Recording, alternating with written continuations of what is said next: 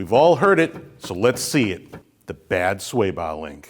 Let's talk about sway bar links. Sway bar links come in all different lengths, sizes. You have the ball and socket style. You have stackable bushings. That's a different style. You have a front sway bar link and a rear sway bar link in some situations. All in all, they all do the same thing. Make your car not sway.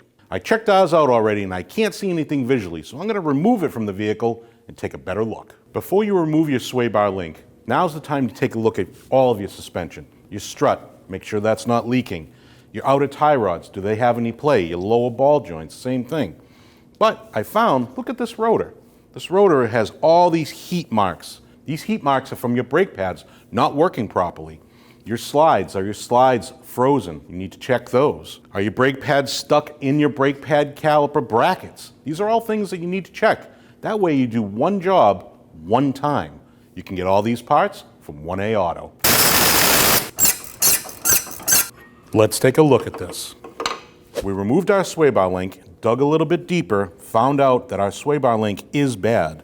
What happens is over time, these boots rip, grease comes out, water gets in, and the ball pops out of its socket. The ball is made out of metal, and the socket is made out of plastic. So in time, those rub together, the plastic deteriorates, and the ball falls out.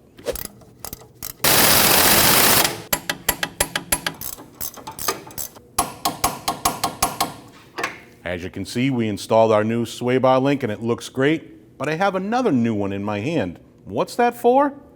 The other side, because you always want to do them in pairs. This is our other side. We removed it. There's our noise and our play. Always replace sway bar links in pairs.